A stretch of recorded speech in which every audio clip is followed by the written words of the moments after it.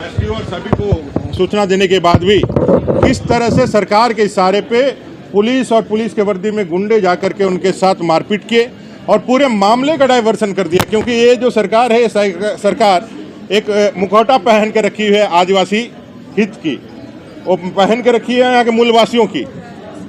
अगर यदि उस मुद्दे पे वह रैली निकलती, वो विरोध होता, तो इनका वो मुखौटा लगातार नीचे उतर जाता। इसलिए उसको आदिवासी वर्सेज छात्र वर्सेज पुलिस एक मनगढ़ंत कहानी बना करके उसके ऊपर उन्होंने डाइल्यूट करने का काम किया। लेकिन होपनी मरांडी जी हो चाहे दांदू हेम्ब्रम जी हो, इनको न्याय मिलेगा। और हम लोगों ने सदन के अंदर भी कहा कि बांग्लादेशी घुसपैठ के ऊपर आपकी ये रस्मी चुप्पी सरकार को जवाब देना चाहिए। गोपीनाथपुर में घटना होता है, बकरीद के अवसर पर लोग आते हैं, घुस करके बंगाल के रास्ते घुसपैठ मारते हैं, घरों को तोड़ते हैं, आप नहीं एक शब्द निकालते हैं क्योंकि वो जनरल समाज के लोग थे। तारानगर में मुहर्रम के नाम पर जुलूस निकाला जाता है, फिलिस्तीन का झंडा दिखलाया जाता है, पाकुड़ के अंदर ही लोगों को मारते हैं। अब इसी 4 परिवार डर के मारे सिर्फ पे वहाँ रह रहे हैं, बाकी सब भाग गए। आपकी आवाज़ नहीं निकलती है, इलाही नगर में कोई आवाज़ नहीं निकलती है, आपने महोदी में कोई आपका कोई आवाज़ नहीं निकलता। पूरे झारखंड में मुहर्रम के जुलूस में फिलिस्तीन के झंडे होते हैं, दंगाई किए जाते हैं, लेकिन आपकी आवाज़ नहीं उठते। उल्टे वो हम लोग से सबूत मांग रहे कि आप बताइए जी कहाँ घुसपैठ हो रहा है, कहाँ क्या हो रहा है। यहाँ दलितों और आदिवासियों के साथ लगातार अत्याचार हो रहा है।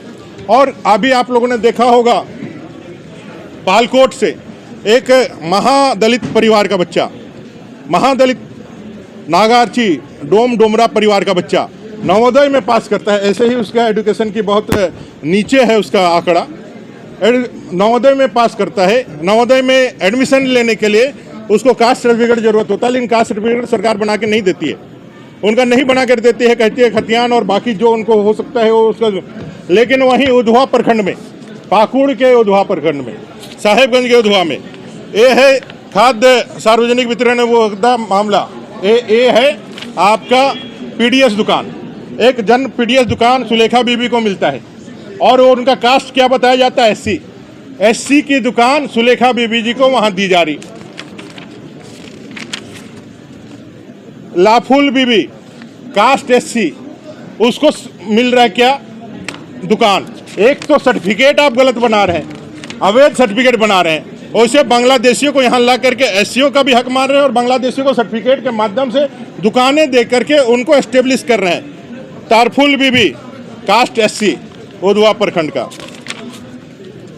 कुलसुम खातून कास्ट एससी, ये सारे जो है सर्टिफिकेट्स, सेबी बीबी कास्ट एससी, माने उनको ला के बसाना, उनका फर्जी आधार कार्ड बनाना, उनका वोटर कार्ड बनाना, उनसे वोट लेना और फिर वो कैसे इन सब चीज़ों में घुल मिल करके रह जाए। लुक ए लाइक हम जैसे ही हैं, बांग्लादेशी जो लोग हैं भारत का ही हिस्सा थे, उनका नाक नक्शा चाल चलन व्यवहार हम ही लोगों जैसा होता है, वो आसानी से घुल मिल जाते हैं। विदेशी होकर के भी जब वो हमारे यहाँ आते हैं तो घुल मिल करके ख़त्म हो जाते हैं, किसी को पता नहीं चलता है।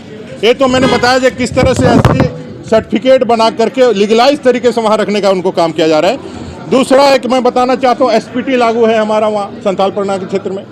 अनाबादी जो जगह होता है वो सरकारी ज़मीन होती है, अनाबादी जगह में किसी प्रकार का बसावट नहीं हो सकता है एसपीटी के अंदर। ये अनाबादी ज़मीन है, खेवट नंबर 1 खाता नंबर 187 का, थाना 159, ये है आपका बरौरा वहीं उधवा का, माफ़ कीजिएगा पाकुड़ का। और इसमें एक 272 नंबर प्लॉट है, 272 नंबर प्लॉट एक पोखर है, इसमें 17 एकड़ ज़मीन है।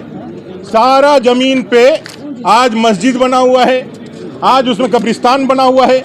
और इस पोखर में एक तो एसपीटी की ज़मीन जिस पे आप जा नहीं सकते, वहाँ कर नहीं सकते हैं, एसपीटी की ज़मीन उस पर भी पोखर, अनाबादी ज़मीन उस पर पूरी बसावट हो गई।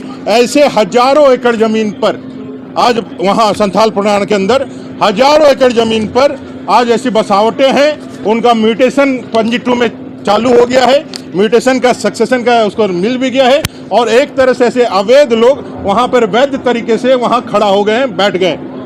जो माटी बेटी रोटी की जो सवाल हम लोग उठा रहे हैं, आज झारखंड के अंदर यह एक ऐसा मुद्दा बन करके खड़ा है, ऐसा एक ज्वलंत समस्या बन के खड़ा है। अगर राज्य की सरकार इसको सिर्फ मुद्दा बन करके और मुद्दा बना करके छोड़ देती है तो ना आदिवासी बचेगा, ना आदिवासी अस्मिता बचेगा। ये बार बार हम लोग कह रहे हैं। जब जागो तभी सवेरा।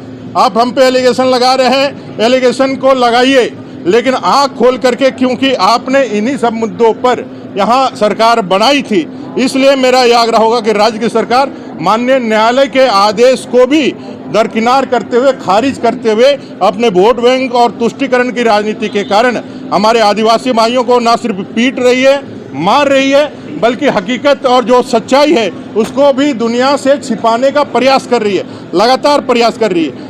कोई नया नैरेटिव दे करके कैसे इसको दमन किया जाए, यह प्रयास कर रही है। राज्य की सरकार को इसका जवाब देना चाहिए। और ऐसे सारे विषयों पर हम लोगों ने मांग किया है कि भाई SIT कर लीजिए। और अगर यदि आप इस विषय पर, ये जो बांग्लादेशी घुसपैठियों के चिन्हितीकरण में आप अगर सक्षम साबित नहीं होते हैं, आप अक्षमता व्यक्त करते हैं, तो आपको लिख करके देना चाहिए। मैं यहाँ से गारंटी देता हूँ कि केंद्र सरकार की मदद से, आप अगर चाहते हैं कि केंद्र सरकार इस घुसपैठिए के मामले में अपना दखल दे, तो आप लिख करके दीजिए। दूसरे दिन से केंद्र सरकार की मदद से हम लोग झारखंड के अंदर बांग्लादेशी घुसपैठियों की पहचान भी करेंगे, उनको डिटेन भी करेंगे, डिपोर्ट भी करेंगे और उनको वापस रोहिंग्या बांग्लादेशी को वापस भेजेंगे। न्यायालय के फैसले का हम लोगों ने सम्मान किया है। हम लोगों ने हमेशा कहा है कि उनको हिरासत में भेजने का जो डिसीजन था, या जो उनके ऊपर जो चार्ज फ्रेम करके भेजने का जो काम किया था, वो न्यायालय ने किया था। उनको न्यायिक हिरासत में भी न्यायालय ने भेजा था और न्यायालय ने ही उनको जमानत दी है। जी के बयान में देखिए, ये उनका व्यक्तिगत बयान है और व्यक्तिगत बयान का पूरी जिम्मेवारी उनकी है, ये उनको बताना है। भारतीय जनता पार्टी ने बांग्लादेशी घुसपैठी और उनके कारण से जो डेमोग्राफी की चेंज हो रही है, लगातार जो जनगणना में 1951 में 44% आबादी आदिवासियों की थी, वो 2011 के सेंसस में घट करके मात्र 28% बच गई। वहीं मुस्लिम आबादी 1951 में 9% थी, वो बढ़ करके 22% होगी। और अभी अगर आज सेंसस होता है तो आदिवासी आज वहाँ से पूरी तरह से निर्मूल दिखेगा।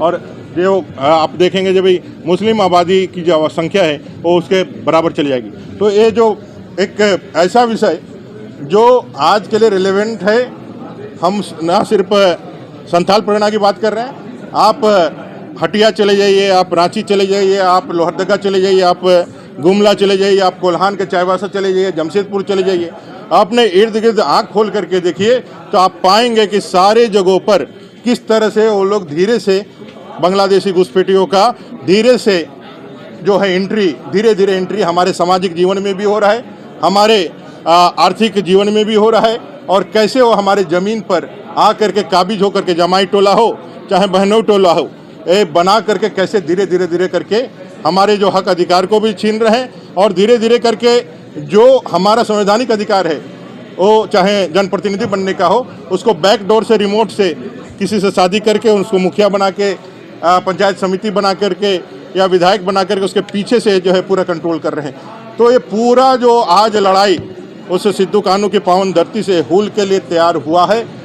भयंकर आक्रोश है युवाओं में, आदिवासी समाज में भयंकर आक्रोश है। और हूल फिर से होगा, उलगुलान फिर से होगी। और जो छद्म राजनीति करते हैं आदिवासी हित का, आदिवासी समाज का, उनका मुखौटा भी उतरेगा और ऐसे लोगों को लोग सबक भी सिखाएंगे।